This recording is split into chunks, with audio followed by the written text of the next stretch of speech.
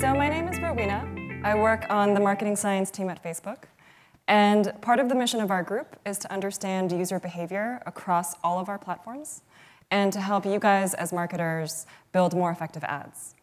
And just as an aside, when Charlie was talking about looking at the summit of the mountain, I just felt out of breath. I'm still out of breath. So you might have to be prepared for like a slightly breathless conversation from me about creative on mobile.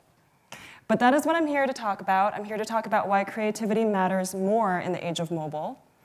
Before I get into details, I just want to burst some bubbles and set proper expectations, which is that there's no recipe for creativity, unfortunately. So I'm not here to tell you guys about the formula for building a viral marketing campaign, just as I can't really talk about how to write the next Game of Thrones or Wonder Woman, which everyone should go see because that is an incredible movie. What I do want to talk about are really two things. So first, I want to talk about a couple things we've learned on our platform when we're studying our users. And then second, I want to talk about some implications that can be drawn from those learnings. So if that sounds good, we can dive right into it. So the first thing I want to talk about is that mobile behavior is nonlinear, which is going to be a really obvious statement to this group. But just to get a little bit more into the details of how we've seen people behave on mobile, according to a report by ComScore from 2016, we see that 3 out of 4 users customize their home screens. And a lot of what this means to us is that users are diving in and out of apps and rearranging their apps as they please. They're not really staying within one app for any significant length of time. What they're really doing is they're scanning for content to return back to later. The other thing we see is that 50% of US adults check their smartphones 30 times a day, which is an incredible number to me. That same 50% are constantly context switching between different screens. So they're multi-device users and they're cross-screen users.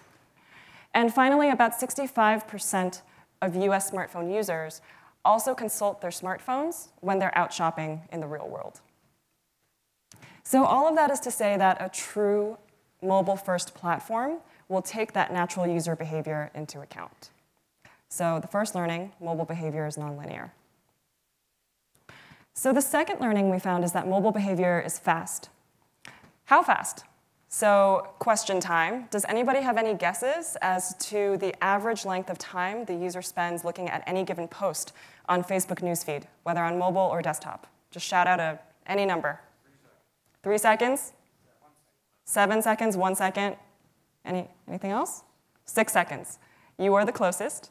We've seen that on mobile, people look at their posts or the posts of an advertiser on average for 1.7 seconds. On desktop, that number is 2.5. And of course, for younger users, both of those numbers are actually lower.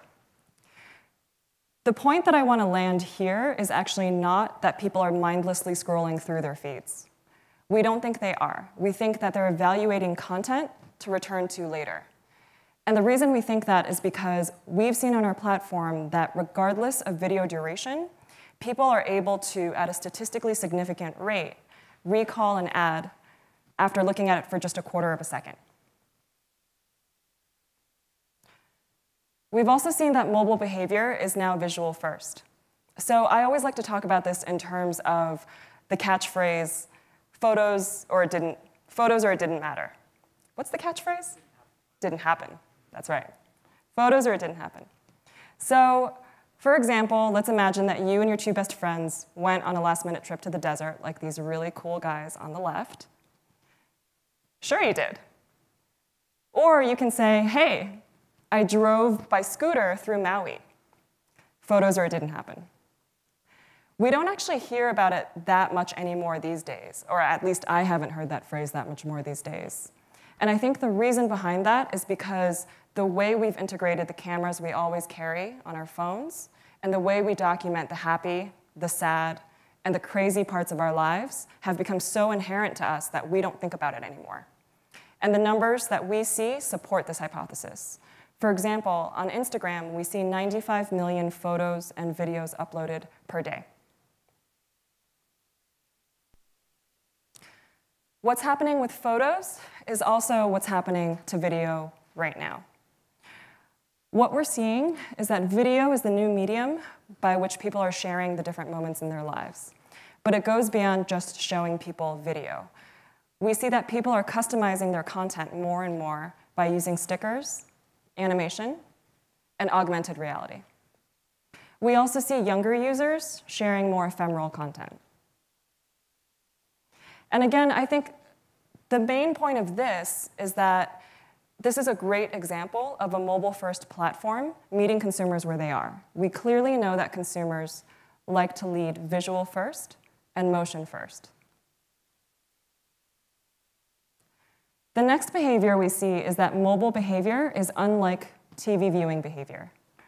So I think it makes intuitive sense to everybody that the content you hold and consume in the palm of your hand is inherently different than the content you watch on a TV screen. So to explore a little bit more about this, we commissioned a third-party agency called SalesBrain, which is a neuromarketing agency, to understand a little bit more about how consumers process content both on your smartphone and also on TV.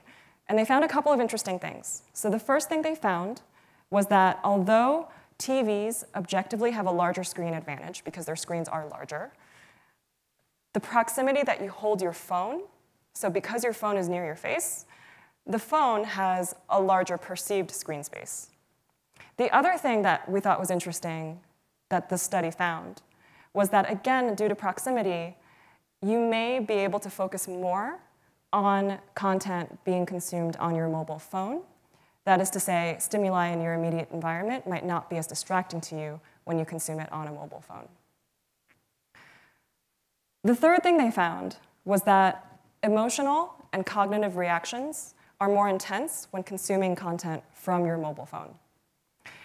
So we thought this was a really interesting set of learnings, and we've also tested this in our lab. And what we found is that when we show consumers a mobile creative on mobile first, and then later show them a TV creative, that same TV creative, this tends to produce better overall brand outcomes compared to just TV or mobile alone.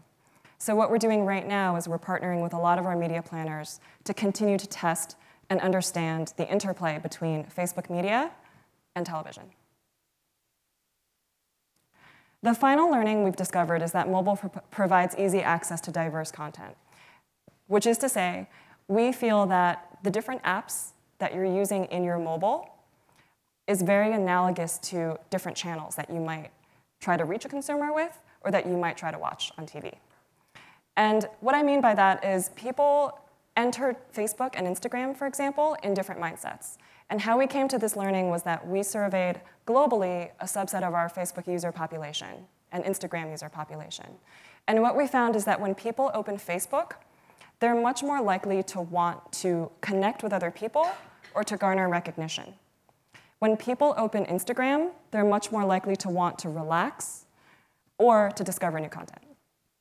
Interestingly, and kind of conversely, the same content featured on both Facebook and Instagram might produce different perceptions because of how they're hosted on the medium. So we also surveyed a group of people who saw the same ads on Facebook and on Instagram. And when we surveyed them, people who saw the ads on Instagram, the same ad that we also ran on Facebook, was much more likely to say that that ad was high quality, beautiful, and distinctive. So I think the reason we wanted to share these behaviors with you guys is because even though we as consumers are very quick to adopt and evolve mobile behavior into our own lives, we as marketers have been a little bit slower in producing creative that's still run by the rules of print and television. So I wanted to share a couple of implications drawn from the behaviors I just talked about that might be helpful as we start thinking about building for a mobile age. So I'll go through them one by one. Hello. The first implication is to start with people. And really what that means is know your audience. When you're on a mobile, it can be really difficult to understand how people are moving in and out of apps and how they're behaving. So here's where big data can really help us. For a good example of that, Facebook has built a tool called the Audience Insights API. that allows us and advertisers to look at topic data to understand how people are talking about particular products or particular topics. We partnered with Cadbury, who was one of our earliest partners, to work on a campaign using this tool. And what they did was Cadbury really wanted to produce a campaign that related eating chocolate to the everyday joyful moments of life. So using the Audience Insights API, they looked at a couple of different topic areas. And what they found was pretty interesting. They found two main things, which is that, first, people use chocolate as an antidote to the bad times, which I could have told you. And they also use chocolate as an amplifier to celebrate the good times. So taking that second case study, they produced 3 separate creative that appealed to 3 separate groups: commuters, DIY enthusiasts, and music festival lovers. And what we did was we ran that data-driven creative against more generic in-feed creative. And what we found was that while both sets of creative did make an impact on brand metrics, the data-driven creative by far outperformed the more generic in-feed creative. The second behavior that I talked about is that behavior in feed is fast. And the implication here is to reimagine storytelling. I think when you're thinking about a TV spot or a magazine article, for example, there's this idea of a build-up and then a reveal at the end. And we just can't do that in Facebook newsfeed. So our recommendation is really to stop thumbs by delivering early. We'd suspected this for a long time on our platform, given the scroll speeds that we've seen people engage in. And we commissioned a third-party study to understand the relationship between message delivery timing versus view duration. And what we found, which is shown on the right, is that the ads that were watched the longest tended to deliver the brand message or the reason to believe at the earliest point, which is that bar that you see on top. So we thought this was really interesting, and we took this research in-house to confirm it for ourselves as well. And what we did was we looked at a sample of about 1,000 video ads, and we brought in human raters to understand across a number of standardized creative factors how they rated these ads. And what we found was that 3 times more people were engaged when the brand and message were presented in the first 10 seconds. The next learning is to use visual cues, and I think the best way for me to explain this one, because it's so often specific to the advertiser and the audience you're trying to reach, is to show 2 examples.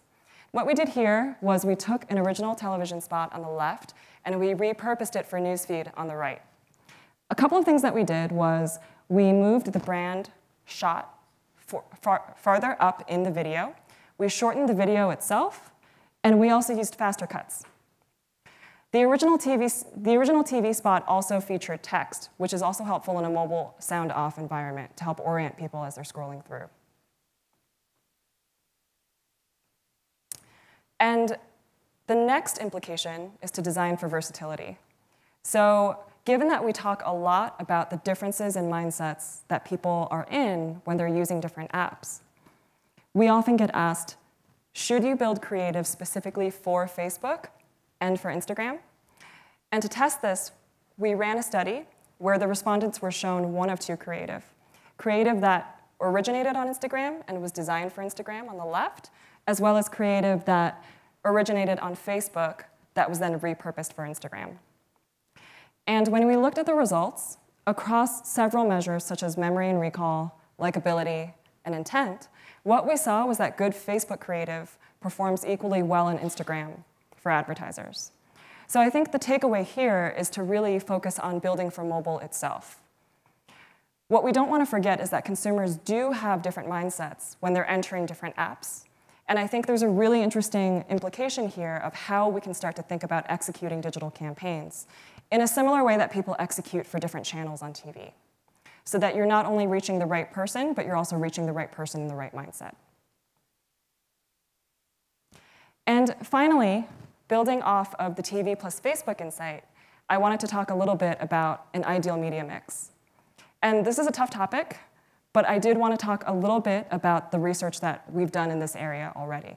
So just within the Facebook platform, we've run sequencing studies that looks at whether static, video, or both tends to do better. And what we found is that a mix of static and video tends to drive more revenue overall.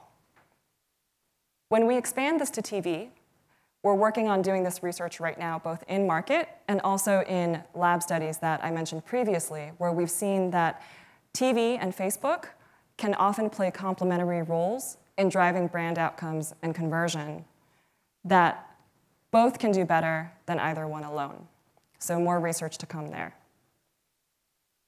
So again, why did I want to share all of this with you guys? I think given the type of growth in the past 10 years and the differences in user behavior that we've observed with the rise of mobile, it's fair to say that in the next 10 years, there's going to be even more change. And the purpose of my group, as we see it, is to keep providing this research to you guys and to get feedback from you guys, the marketers who are producing the ads that we study. So with that, to wrap up a little bit, I wanted to show 2 examples of creative that we really like and that we really think are representative of what we're trying to build in feed.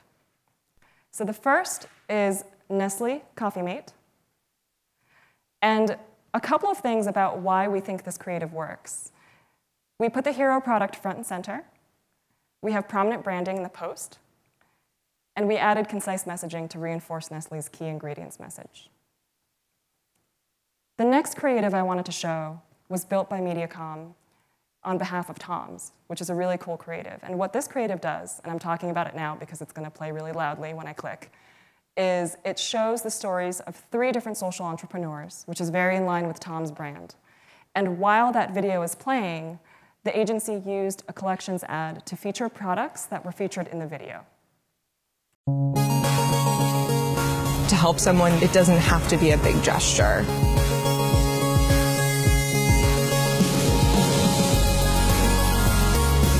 The key is to take action.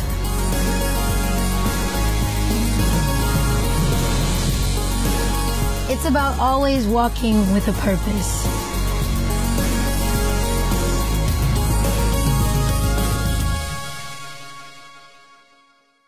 And just to close really quickly, the campaign is currently seeing a 5x return on ROI at scale, which I think makes everybody really happy. So with that, thank you very much.